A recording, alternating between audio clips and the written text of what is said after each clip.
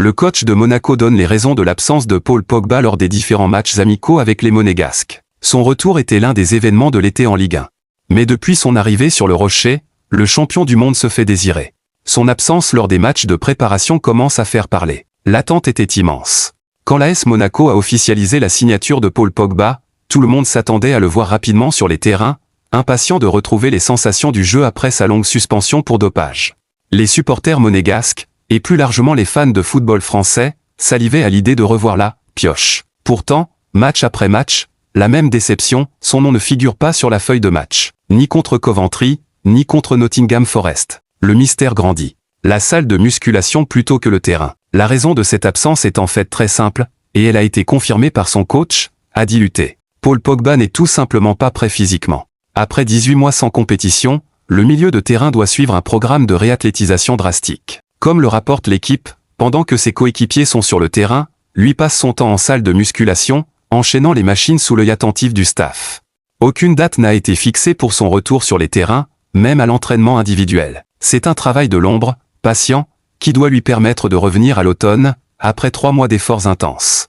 Le club ne veut prendre aucun risque. Luté l'a dit, il ne sera pas lancé dans le grand bain prématurément. Le même protocole est d'ailleurs appliqué à l'autre recrue phare, Ansu Fati, qui doit lui aussi effectuer un gros travail de renforcement avant de pouvoir postuler. En attendant, Pogba prend son mal en patience et s'intègre au groupe. Il est bien là, présent en tribune pour observer ses coéquipiers, participant aux moments de vie comme les barbecues, créant des liens avec les jeunes, notamment Lamine Camara. Il joue déjà son rôle de leader, mais en dehors du rectangle vert. C'est une situation frustrante, pour lui comme pour les supporters, mais c'est le passage obligé pour espérer revoir le grand Paul Pogba. Le club savait en le signant qu'il faudrait être patient. Le pari est énorme, mais Monaco semble prêt à l'assumer. Les 2 derniers matchs amicaux contre l'Arminia Bielefeld et l'Ajax pourraient peut-être lui offrir quelques minutes, mais rien n'est moins sûr. Le chemin est encore long avant de revoir le champion du monde dicter le jeu en Ligue 1. Le compte à rebours est lancé, mais l'horloge tourne lentement. Fabrizio Romano confirme l'intérêt de plusieurs grands clubs européens pour Akliouche.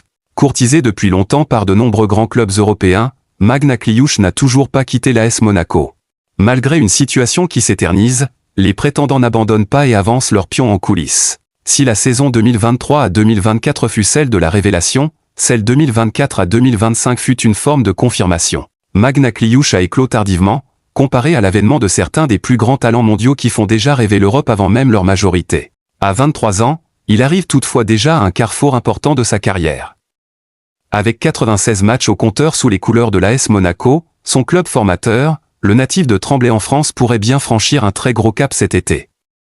De nombreux grands clubs européens, comme le Paris Saint-Germain, s'intéressent de près à sa situation. Et malgré l'attente interminable autour de ce dossier, les courtisans continuent de prospecter en coulisses. En tout cas, c'est ce qu'affirme Fabrizio Romano. Dans un court post publié sur X, le gourou des transferts a indiqué que la situation de Magne Akliouche était clairement à surveiller. Le journaliste italien explique que les meilleurs clubs européens cherchent discrètement à obtenir les conditions pour un accord entre toutes les parties. Mieux, le talentueux milieu offensif est même en tête de liste de plusieurs clubs pour cette fenêtre estivale.